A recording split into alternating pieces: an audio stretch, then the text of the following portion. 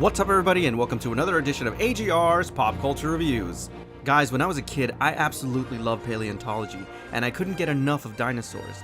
Every time the book fairs came along, one of the first books that I always looked at were the books on dinosaurs. So naturally, I would absolutely love a film like Jurassic Park. So let's just jump right into this one. This is my official review of Jurassic World: Fallen Kingdom.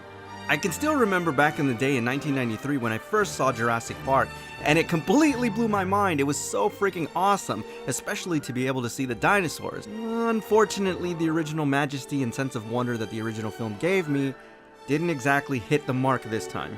Now, to be fair to this movie, it is entertaining, I'll give it that, but it's entertaining in a way that, you know, when you were a kid, you got those coloring books that were paint by numbers, and that's the best way that I can describe this film.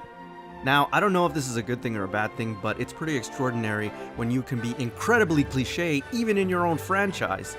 You see, what this film really is a rehashing or even a retelling of the same tired-ass story all over again. And in that respect, I feel like it's near impossible to spoil this film. Allow me to elaborate. An initial cameo by Jeff Goldblum, who talks about the dangers of genetic power and how it's gonna destroy the world. Check. A half-assed and contrived reason for having to go back to this island, presumably for a rescue mission, as always, and the evil corporation that is funding them with an ulterior motive. Check. Once the team gets sent back to the island, they have that beautiful, wonderful, magical moment from the first film where we first see a brachiosaur. Check. Then, of course, when everything goes to shit, the oh-so-shocking revelation that the reason that they wanted to save these animals in the first place was to weaponize them for military applications. Sound familiar? I think you know where I'm going with this. The other major issue that I had with this film is in the second half, it almost goes through some kind of an identity crisis. It doesn't know what it wants to be. It was kind of sort of a profound movie at the beginning when it was talking about whether or not we should let these dinosaurs die or whether or not we should let natural selection take its course. Then of course it becomes this kind of survival horror game complete with its own mansion, a la Resident Evil style, and I mean literally there's a mansion. It's at this point where you kind of have to suspend disbelief in order for you to really enjoy this film. It almost becomes too cartoony for me, and I really didn't enjoy it as much. I also have to mention that in the third act of this film, it becomes incredibly self-righteous and preachy. It's kind of like those people that pepper your social media with these stupid ads about not eating animals and going completely vegan. I mean, it's that ridiculous. But again, I want to be fair to this film. It is not a bad movie at all, and it is incredibly entertaining at times.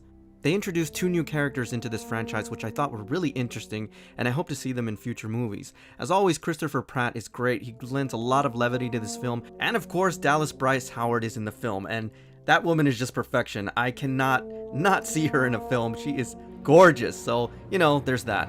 What makes her character so interesting is that she has come full circle and done a complete arc from the character that she played in the previous film, and she is now more of an eco-warrior than ever before. Her main motivation in this film is really to preserve these animals. I also have to admit later on in the film there's a small revelation which I thought was so interesting that I think should be explored more, and it also gives us some insight into the motivations of John Hammond and why he wanted to create Jurassic Park in the first place. I won't spoil it, but it is very cool. The other reason that this film gave me hope is definitely because of the ending.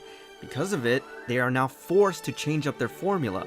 And God, I want to talk about it so much, but I don't want to spoil this for you.